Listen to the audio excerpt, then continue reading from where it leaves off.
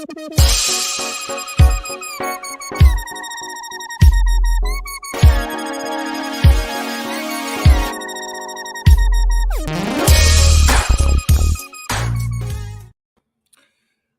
Jason, there is no Nick this week as he thinks he's a world traveler. Mr. Out Worldwide. gallivanting around. I don't even remember where he's at.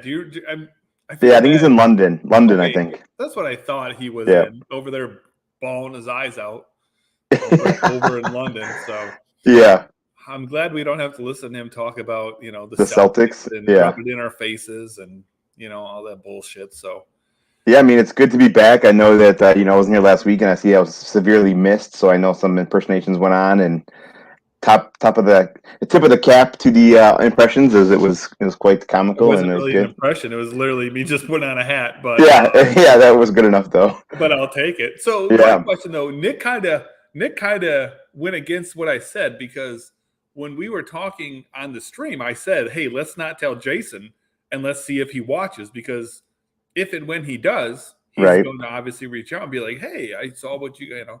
And then what does he do? He instantly texts you and he's like, "Hey, Jason, let You me watch know." it yet? Yeah, you watch it. I'm like, Nick, shut your mouth, man. Like, so my question really is, would you have watched or listened Yeah. to it? Okay. Yeah, I mean, I had plans to watch it anyways the next day, so I would have watched it I regardless. figured that you would. So here's a fun fact. I think you and I discussed this ever so briefly.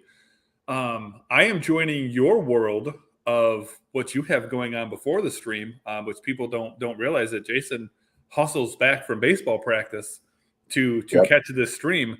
And starting this Friday, I'm coaching my son's, I don't know what you want to call it, I'll say Little League just to make it Yeah. easy. But I'm coaching his team, and so their practice starts on Friday. So, All right. one thing, I don't know, what age is it that you're coaching? Is it T-ball? So I have two sons, and I do T-ball and I do 7-8-year-olds, which is considered Pinto. Okay. T-ball's Shetland, and it's like these horse names, Shetland and then Pinto. So for us, it's machine pitch, because it's going to be machine pitching. Oh, see, I've heard about that. I wish we had that. That's what we did at that age. That's what I did. Yeah, we have coach pitching. So I'm up there on the rubber throwing these, the kids get like 7 pitches and then they're out. Yeah, and like trying not to like throw crappy pitches, throw a little slider or something. But no, yeah, I wish we had the machine pitching, because that would be more consistent than my arm. I'd rather just pitch to them. But so anyways, the reason I bring it up is I've been looking, like, for me, it'd be a much easier transition personally to go like coach some college team or to go coach even high school. But for the younger kids, it's literally just, let's have fun and let's just work on our game. And so all the stuff that I know from playing baseball for so long is just too far. It's just too far. Oh, yeah. We're back to the basics. I downloaded a cool app. It's called Mojo. It's through MLB. Okay. And they've got a ton of different age groups and everything too, but they've got a ton of different drills and stuff like that. So, oh man, you just turned me on. I'm going to download that app. Yeah, I would choose your words a little more carefully. I don't know if it turned me on. Yeah, it was great. Yeah, it's literally Mojo. Matter of fact, I'll send you a screenshot of what it looks like.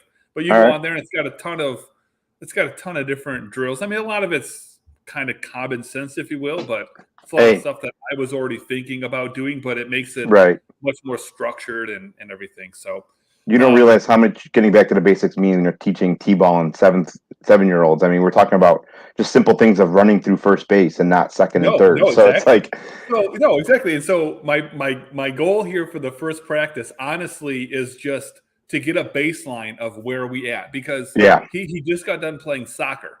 Okay. And the one thing, and his coach was awesome. Like his coach was super awesome. Like, first of all, he was good with the kids, but second of all, he knew the game well, Right. So I basically want to emulate what he did. Like, he was really great. And so, anyways, the first, like the practice before they started playing was just really generic, just kind of, hey, like a scrimmage kind of a thing. Like, this is how you dribble the ball, like, just simple stuff. And then after the first game, when you could see, okay, this is where these kids don't have a clue yet, or, then he was able to tailor practice to Yep. exactly where they needed help. And so that's what I'm going to be looking to do as well. Is we'll have the first practice, the second practice we actually get to use the pitching machine. From that point, I'll then know who can hit, who can field, who can throw, who knows what first base even is, and all that stuff. And then it'll be easy. Then it'll be okay. This is where we need help. This is what we're going to work on. And I'm open to whatever that means. I'm open to that simply being we need to learn how to catch, or we can maybe take some half-ass infield maybe. I mean, it just depends on how well we can catch and throw and hit. So it'll be fun. Braden's all sorts of excited about. We literally play baseball all weekend. We've been playing baseball last couple weekends, and he's super excited. And that's what it is at that age too, is just getting them to have fun, because it's not the most competitive baseball, right? So as long as they're having fun, then that's what it's about. Yeah, it's gonna be very different. Like growing up for me, I mean, I was good at a very young age. So my entire life, I was always playing at the level above what I was supposed to be at for my age. Okay. And so I never got to do like the fun stuff, like what, the silly drills and stuff that we're going to do. I was always right into like for real baseball and stuff. So I never really had like fun at practice. Practice was, you're always taking infield and doing situational stuff and taking some fly balls in the outfield, taking batting practice, doing some laps, and you go home. And you just did that 5 days a week, and then you play games in between. And, that's what I'm used to. And that's not at all what we're going to be doing. And so it'll be a nice little change of pace, man. Absolutely. So first thing I want to talk about here, man, is I want to talk about Shohei Ohtani, because I had made mention earlier, in the season that I didn't think that we were going to see another season like 2021 from Shohei. I'm still not sure that it's possible. But, but what we're seeing so far this year in 2022 is he's pretty much on pace to do exactly what he did last year. And there's a lot less fanfare around it. Probably just because, we've already seen him do it. But if you take a look at his stats, we'll roughly say he's like a third of the way through the season. He's 48 games in. He's obviously not going to play, a full 162. So he's played about a third of the games he's going to play. Now, his home run numbers are down a little bit. He's got 11, so he's on pace for, 30, 33, 34, 35 home runs. RBIs are right on pace. He's at 32, so on pace for 96. He's got 7 stolen bases, so technically on pace for 21, a little bit down there. Batting average is 8 points behind, so 249, but everyone's batting average is down this year, so it actually might be a better batting average than, what he's used to. And then on the mound, same thing. He's got 8 starts. He had 23 last season. Innings, he's at 45 roughly. He had 140 last year. So, again, right on pace there. ERA is very similar, 3.45 this year. He's at a 3.18 last year. And the whip is actually a little lower, 104 compared to 109. So he's pretty even there. His strikeout rate's a little bit higher. He's got 63 Ks compared to 156 last year. So he's on pace for about 190. So, all in all, minus some home runs, basically, he's having the same season that he had last year. And I don't know why we're not really talking about him as much. Maybe it's a little too early in the season for that kind of talk. I don't know. But I don't know, man. What do you think? Like, he's basically doing, now I wouldn't say the opposite, but he's doing something that I said wouldn't be done again, and he's doing it. So he's spitting right in my face on this. So, I mean, I'd like to hear your thoughts then with knowing what he's capable of in 2021 and basically repeating it this year. Yeah, I mean, like you said, it's kind of, the fanfare may not be there maybe because this isn't unprecedented territory before. We've seen it now from at least 1 year. We've seen him put up the numbers with the pitching numbers. And then, like you said, I know the strikeouts are a little bit up this year, but I think that was maybe a product of that initial dead ball era of April. But the power numbers, I know. The power numbers, still, again, could be a little bit better. Is only slugging 470. He slugged 590 last year, so it is down a little bit. But if you look at the expected slugging, it's at 581. So that's suggesting that we're seeing, going to see an increase to that 470. Yeah, and I think that, like you said, though, like with the dead ball, all the numbers are down. So that's why I said his average being down 8 points is actually probably an improvement. Yeah. But that's where I think is your difference in maybe the expected stats. Is the expected stats are kind of take into account a lot more things than the numbers themselves, which are very just black and white. Like, what is the result? Right. So I think that like the slugging being down is literally a product of slugging is down for everybody, and Right. so I think you can attribute that as well to the home runs and say, well, the home run total's down. Well, yeah, unless you're Aaron Judge, everyone's home run Respectively, total's yeah. down. Yeah. Yeah, and he's already has 3 multi-home run games, so it's not like the power numbers are down, but they're not because he's still hitting the ball out of the park. And there's a couple instances where it's like we're seeing a lot of fly ball warning track power, so it's not like it's all the way out of there. And yeah, again, like he's almost on. He's got double. The counting stats are there. He's already got the double-digit home runs. He's trending towards that double-digit steals. Obviously, he's real close there.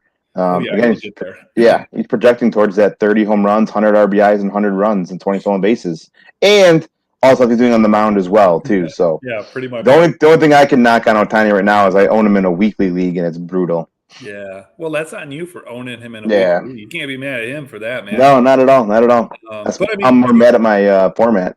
Do you think though that this is going to continue? Is this just who he is? Or do you lean more towards me where I said 2021 was going to be the outlier? I think we have to, chalk it up that this is what he is. I think if there's any regression coming, it's on the mound. I think the hitting is legitimate. He's kind of proven that over the last, 2 years. If there's going to be any sort of regression, I think it's going to be on the mound. And I think he's going to get hurt, right? At some point, yeah. Well, he did get hurt, and that's how he kind of became more of that. They gave him that year off from pitching, and he went only to hitting, or that half a year where he only hit as a DH, and that's still kind of providing a ton of value. So, well, I mean, speaking of getting hurt, let's flip over to the other side of Chicago here. And Tim Anderson hits the DL. He had a groin injury, helped off the field, and heads to that injured list for the White Sox, which kind of reads like an all-star lineup. Yeah. Luis Robert, Eloy Jimenez, Moncada has been hurt. Lance Lynn is hurt. I mean, it just goes on and on. Like, I don't think anyone has had more top-end talent hurt than the White Sox have, which should be good for my Tigers. But my Tigers can't score a run, so it doesn't really much matter. But, I mean, Tim Anderson's been fantastic. Yeah. Betting 253, or I'm sorry, 253. Where the hell did I get that number from? Betting 356. Close. Yeah, 3. Yeah. I think he's one of the – I actually think he's one of the more underrated players in all of baseball. I own him in a few different spots, just because it always seems like he falls and is in a position where I think he's a good value, but other people are still balking at him. So I don't know, man. Like, I don't know what the takeaway here is necessarily, other than, I guess, do we just simply think that he's going to come back from an injury and we're going to see typical Tim Anderson? Or, I mean, what are your thoughts as far as like what I said about thinking he's one of the more underrated, or at least maybe underappreciated, might be a better term, players in the game? What do you think? I agree. I think I've gone on the record on this podcast saying, he's the BABIP king, and he still is again this year. But he still gets hits. He's still batting over 300. He's batting like that 356 a year. And it's obviously a groin injury, I think, is one of the ones that's kind of concerning, right? It's one of those nagging injuries. It was a non-contact injury, kind of having to be running out of fly ball. I saw the injury happen live. It's like one of those things where it's like, oh, man, I don't know if this is something that's going to be lingering throughout the year. Definitely something linger, man. Especially for a guy like Tim Anderson who relies on that speed. I mean, that's the reason why he's always got a good BABIP, is because guys that have speed are usually gonna have a good BABIP. Like a guy like Miguel Cabrera is never gonna have a a good because he's not stealing hits. Right. But a guy like a Tim Anderson or Shohei Ohtani, for example, they're gonna get a handful of hits at least during the season that other people just don't get, and that just slightly inflates that BABIP. Right. And it's not just the BABIP. I mean, his 393 WOBA ranks as the 14th best. He's got a 391 xWOBA, and that ranks as the 25th best amongst all qualified hitters. So it's not like, again, I've gone on record saying that, maybe the luck is going to run out, but it's not just luck. He's hitting great. He continually has those numbers, like year after year. Like, right. I mean, a lot of people pointed out his BABIP and say he can't just continue to have this high of a BABIP. Like, it's not sustainable. And every year he does it. He does it. He is the exception to that rule. Yeah. In my And opinion. Now, this year he's even cut down the strikeouts. His strikeout rate right now, if you didn't know, it's only 11%, which is phenomenal. shocking for him. Yeah. I mean, so I think it's a bigger, hit to the White Sox in real life. Obviously, the Yeah. fantasy numbers are great for, if you're a batting average league and even an on-base league, the ratios are great, but the power's down a little bit. But yeah, I mean, what's not to like about what he's been doing so far as far as the ratios go? Well, let's talk about the opposite of Tim Anderson, and that's Aaron Judge, who I think is having the season of his career. I mean, to be quite fair, 2017 was absolutely Right. phenomenal. Batted 284, 52 home runs, 114 RBIs, swiped 9 bags, on base of 422. Like, that was a phenomenal season. Last year was pretty good as well, but this season he is on pace to just beat all of these. So again, if we say we're a third of the way through the season, he's got 18 home runs, so that projects out to be like 54 home runs. Yep. Which is probably more like 70 in a normal year, like no one's hitting home runs. And then there's Aaron Judge.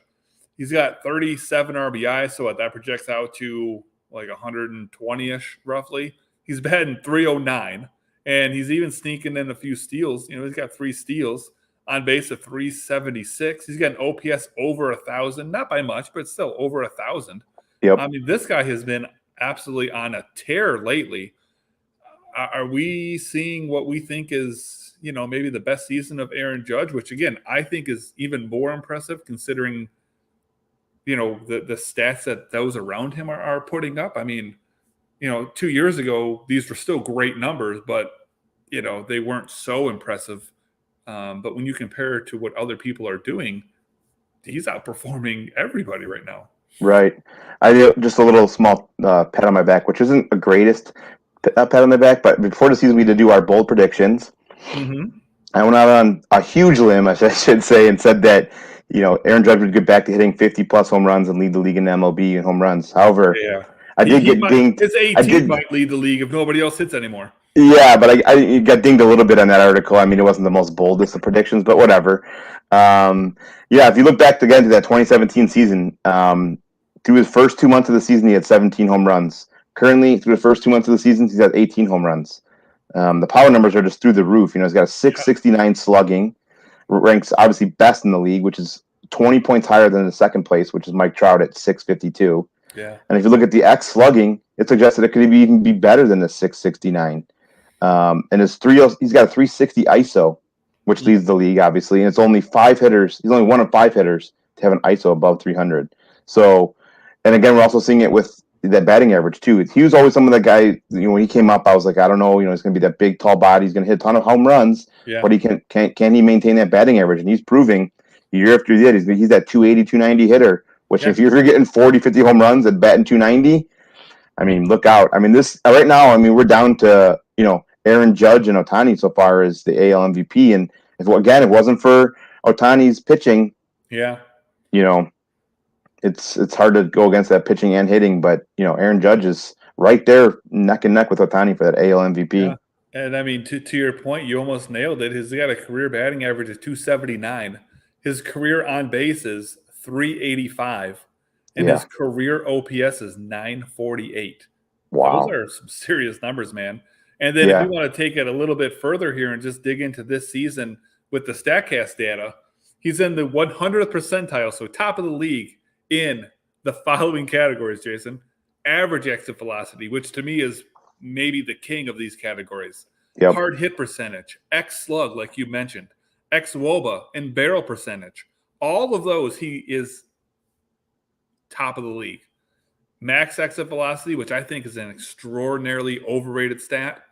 Still 97th percentile there. X batting average, 94th percentile. So of those 6 kind of major, ones that people look at, worst, he's in 94th percentile. 5 of those 7, he is literally top of the league. So I don't know what more you would ask out of Aaron Judge at this point. Yeah, and I know, just doing a little bit of research on before the show here, his career slugging, it's only a small sample size, right? But it's, I think, top 10 of all careers. It's phenomenal what he's been doing, actually. Yeah, I mean, he's had 618 games in his career, so that equates out to what, like 4 seasons and some change. Yeah.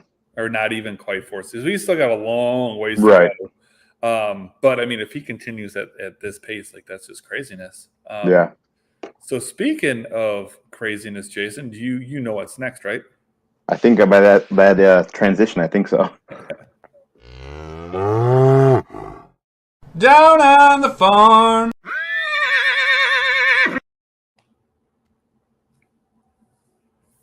All right, so this week is my down on the farm here, and I'm going to go with maybe someone's a little bit lesser known, but maybe making some waves recently, and that's Ricky Tiedemann of Toronto. We did talk about him. We did, yeah. Yeah, Jesse Goldberg's thruster on here. Yeah, he's actually the one that kind of put me onto him last year, and then we were doing a lot of the first-year player draft preparations over in the offseason here, and his name kind of kept popping up on a lot of the rankings and different researches that I was pulling up. So let's talk about him a little bit here. Yeah, so he's a 19-year-old left-handed pitcher in the Toronto system. He was a third-round pick in last year's 2021 MLB draft. And, since being drafted, he's added some muscle, and it's paying off as he's added a few ticks to his velocity, which actually only sat in the low 90s pre-draft, and it's up to, mid to upper 90s now. He features a changeup and a slider. As in most pitchers, he didn't make any appearances last year. They want to limit those innings. But so far this year, he's made 8 starts, which is about roughly 39 innings. Got 62 strikeouts to go with only 15 walks. So that's good enough for 30-plus K minus walk rate. And he was recently promoted to high A. He continues to just dominate there. It's only been 2 starts, but so it's not too much takeaway. But he's got an average against of only 9.94. He's got a WHIP of 0.52, and he's got a strikeout rate of 36%. Again, it's only 2 games, but hey, when you're making that step up from one league to the next, it's good to see that there's no regression there. So he's definitely someone that you should probably consider rostering in some of your shallower dynasty formats. It's someone that I'm going to continue to keep my eye on as he continues to develop here. Again, he's only 19 years old. Shout out to Jesse for shouting out that name last. I don't know when that was. I think it was in the off season here, and he kind of shouted out and said, he saw him on the backfields last year, and saying that he might be even better than their first round pick. So.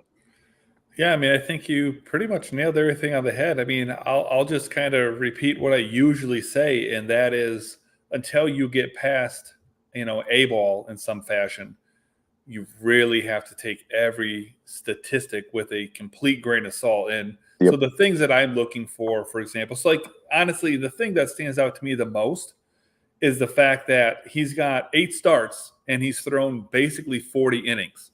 So that's 5 innings a start.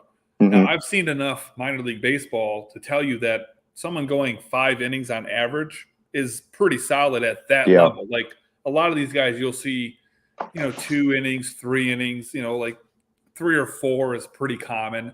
So 5 may not sound like a big difference, but you don't always see guys going that late into games this early into the season. So that leads me to believe that he's someone who probably is going to be, and we'll see what his health is, but if healthy, is a guy that's going to eat you some innings.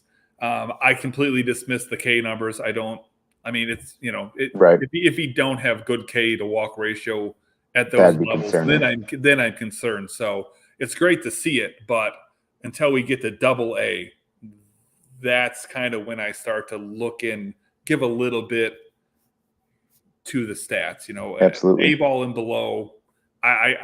Yes, I want to see good stats, but I don't allow them to make me go, oh man, he's getting 2 Ks an inning in low A. Right. I mean, good. I'm glad he is, but if he was doing that in double A, then we can talk, But no, that's definitely a good name.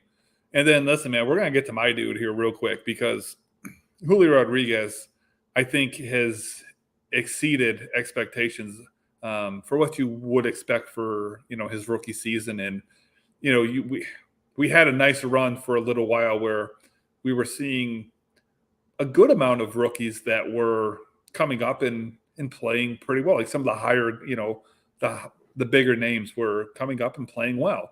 And then recently we've seen more along the lines of what you're used to seeing, where guys come up and they struggle because that's what they're supposed to do. To me, you've got all the Taylor Ward stuff, which has been ridiculous. If you saw my tweet yesterday, you see all the Jock Peterson stuff. That's just ridiculous. Mm-hmm. But still, one of the things that stands out most to me, and I don't know, man, like I didn't expect this in any fashion at all, is that Julio Rodriguez leads the league in stolen bases. Yeah.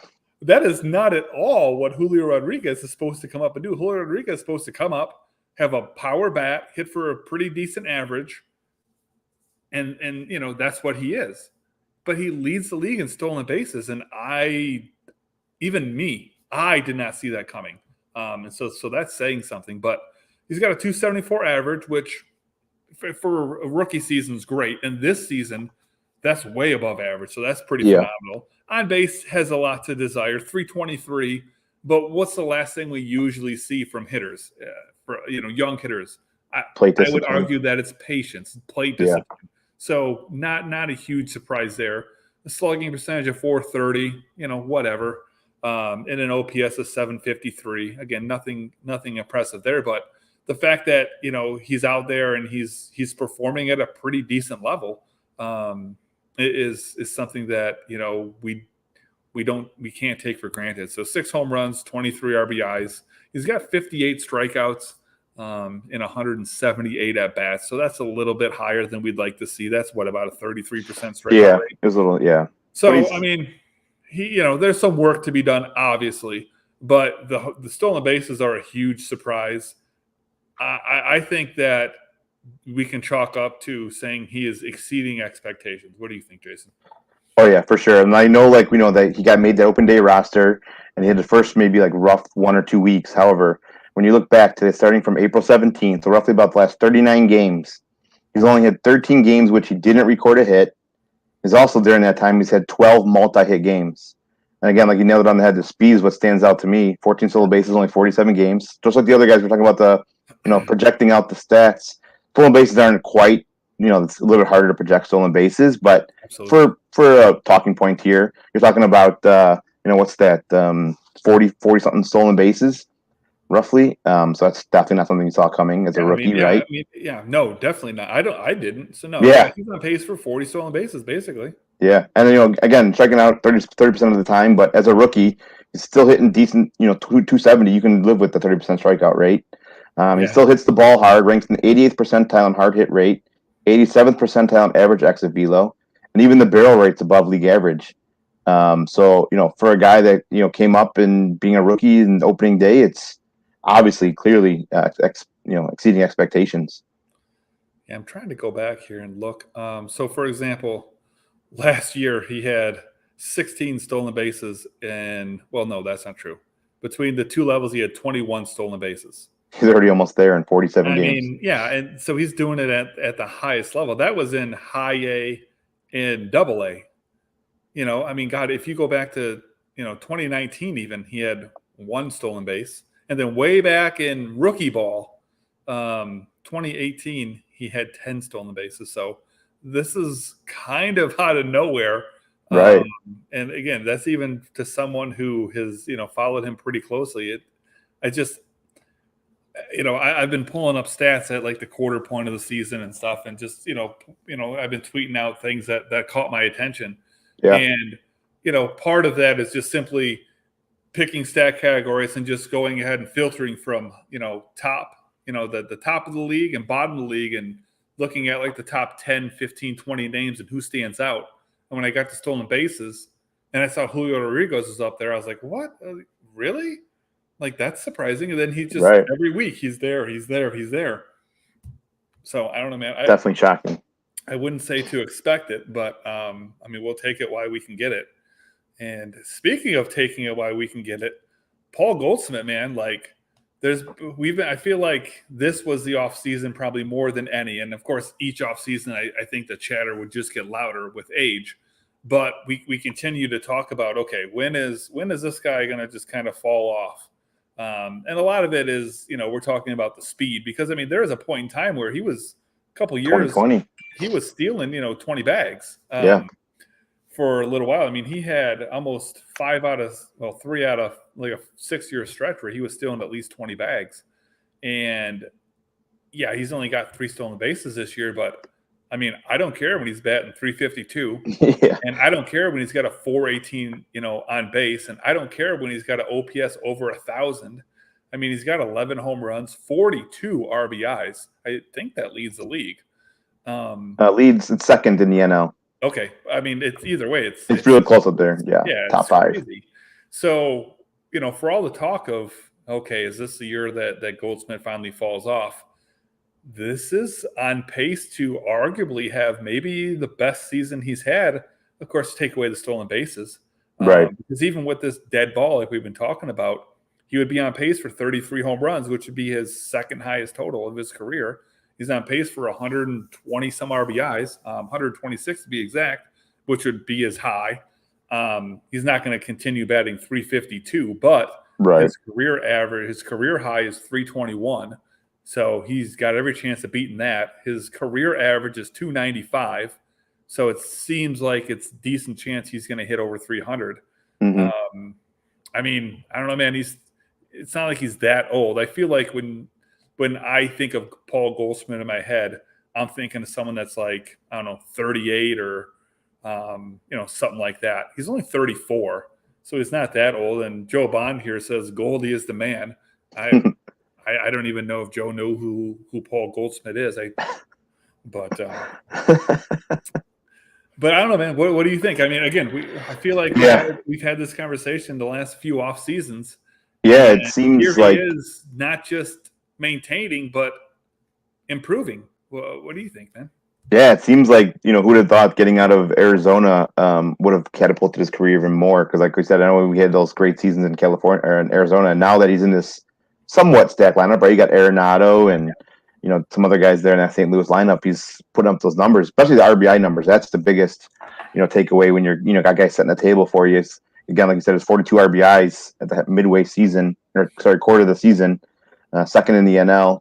Another stat here I found is his weighted runs created plus is actually 194. Wow. Ranks the 4th best in all of baseball, behind only guys of Trout, Judge, and Jose Ramirez. So obviously good company there.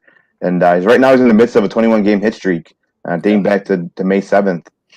During that stretch, he's got 31 of his 42 RBIs have come in the last 21 games, including 11 multi-hit games. So he's definitely not slowing down now, and it helps when you're in a shitty division like the NL Central and you get to feast on Cubs pitching and Pittsburgh pitching and things like that. But hey, this guy's he's definitely got, I don't know who the front runners are for the NL MVP at this moment, but he's definitely up there. Yeah, Jock Peterson for sure. But no, I mean Goldie's definitely right up there too. So I'll tell you what, next week, next week we're going to talk about Jock Peterson.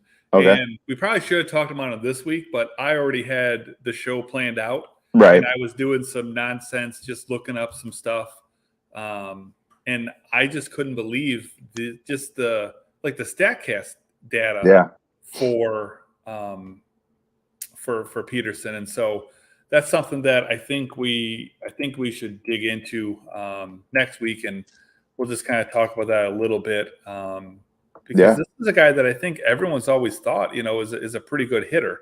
Oh, yeah. But if you just simply look at his numbers just on their own, they're not terrible, obviously, but I don't think that they super stand out as some crazy statistical season. But then you look at his StatCast data and it's like, wait a second, this guy's top of the league in everything. Yeah. So why is he only hitting 267? And it's weird. I don't know. It's weird. So I agree. We'll talk about that a little bit next week, Jason. But I look forward to it. I think we have Nick back next week, and then we'll see. Maybe we'll get the whole gang back together, huh? Oh, and Jason's frozen. So, all right. On that note, then, I appreciate everyone for tuning in, and we will catch you next week. Thank you.